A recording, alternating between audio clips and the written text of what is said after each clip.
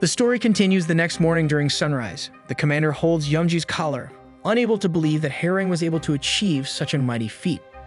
With disbelief sewn on his face, he repeats himself again out loud, claiming how high angry Youngji is the type to accidentally trip, causing an entire earthquake, with magnitude 69 to occur.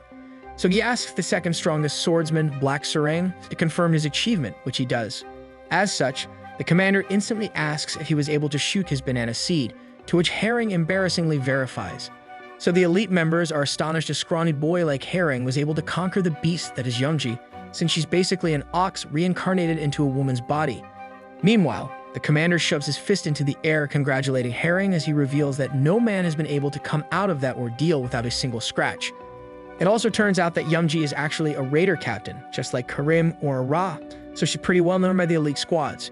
She's so strong that when she makes a single sound, every animal in the forest starts to run, and she also detests the wolves with all her heart. So our boy is lucky, as it seems like the kingdom of girls are going crazy at the thought of the Prince Behemoth, as every single one will risk their life for the mythical banana. And so, with the addition of Herring, the commander warns the squad that the Black Wolves will probably be giving them another procurement mission. Although super wary at the thought of their mission's difficulty being elevated more, the commander tells them they have no choice, as it's an imperial order. As such, the trio give Herring a death stare, probably jealous he's a Prince Behemoth, while they're busy being world average. After the briefing, the commander takes Karim to the side, urging him to take good care of the youngest one.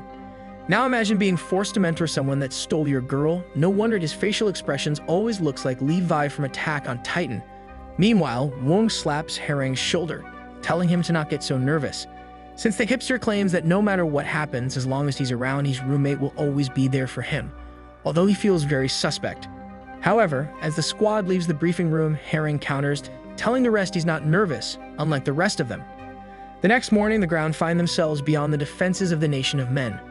4 of them sit perched on top of a mountain, overlooking a valley as they pester Herring, wondering what he thinks as it's his first real field mission. But Herring looks on in absolute awe, as if he's closed beta testing the real world, since he's always busy playing Roblox Frontlines, claiming it's better than COD. They say he's crazy, but the nerd closes in, arguing that COD is better, claiming that if he looks on, the graphics is so much better. Anyways, they call him a noob, making fun of how Herring is taking in the view, unable to truly believe the world he's living in. However, his dreamlike state gets shattered, as he hears Eden talk about how this soul is going to be taken today. Bro's face then shrivels into what looks like something you can't describe on YouTube, so he yells how he hates Eden, calling him a teenage mutant ninja turtle. Nevertheless, they continue on their mission, where Herring discovers that they are searching for some kind of flower that they call the Blue Columbine. Wong then goes on a rant about how an ordinary citizen with no powers would never know what it looks like, but Herring is like, who asked? Anyways, Wong whips out a medieval contraption to scale down the mountain, since they got no rocket boosters.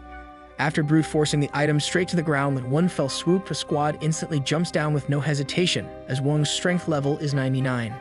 Suddenly, Karim comes out of nowhere, and instead of taking the rope down the mountain, he just jumps off so Herring could only look on. Simultaneously, the Black Sarang ganks Herring, pushing him off the mid lane so he could drop down to bot lane, since he's had enough of diddle-daddling. Now that's one way to get the mission going, as Herring is sent flying off, causing him to scream the entire time as a rope tangles around his waist. Meanwhile, at the Nation of Women, the girls from the elite squads within the headquarters begin to gather round. A voice then yells at them, ordering them to go quickly and to put on all their armor. Mira then barges in the strategy room, clearly wearing basically no armor, but she yells at Ara, claiming that the wolves have started to make their move. Ara is caught by surprise with the onset of the news, so she stops drinking milk as she doesn't want to have an accident in her pants during battle, since she's lactose.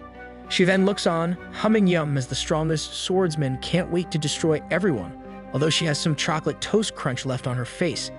But then Ara channels her inner me as she refuses to move, since she's busy digesting food, so Mira has to drag her over to the strategy room. Afterwards, we discover Youngji with no armor on being interrogated by the top brass as news began to spread like wildfire.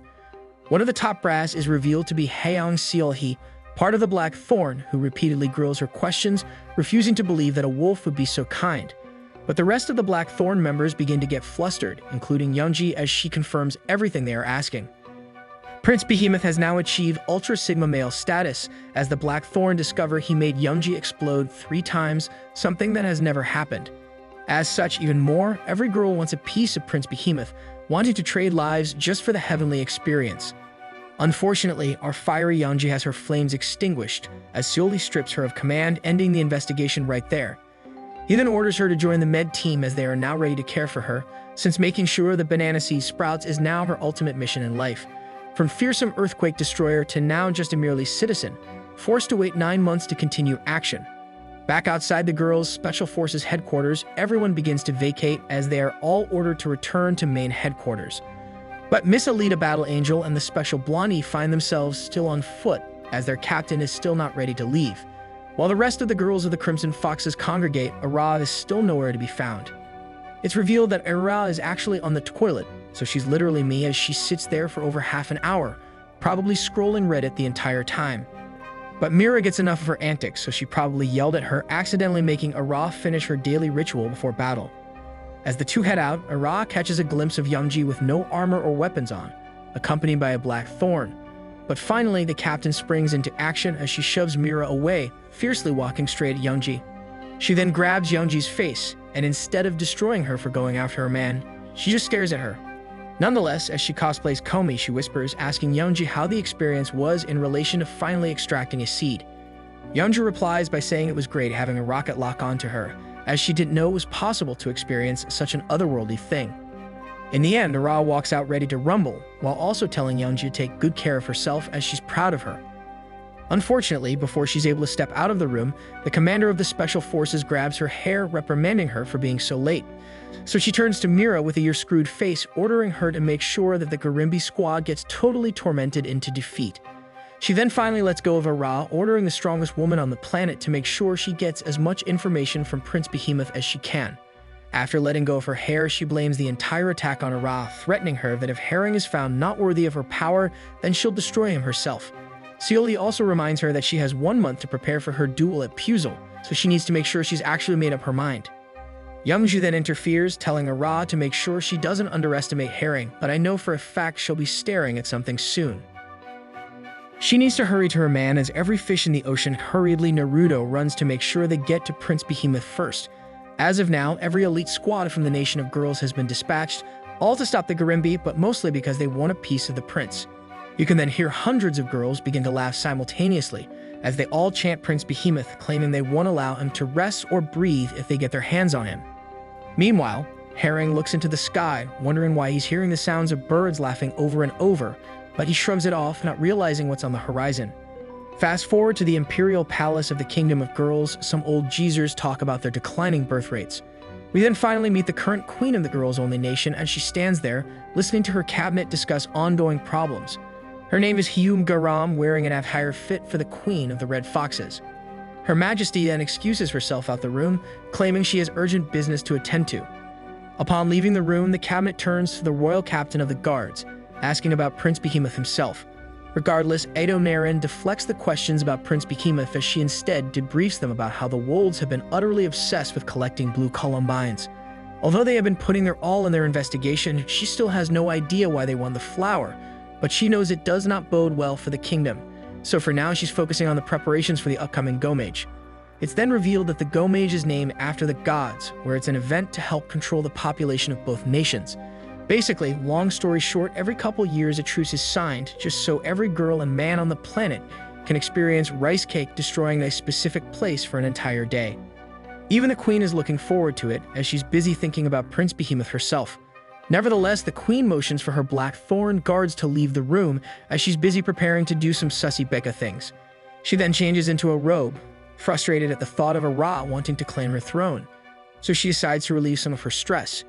And to do so, she enters a gigantic bath, greeted by what seems like captured wolves, calling the queen her majesty.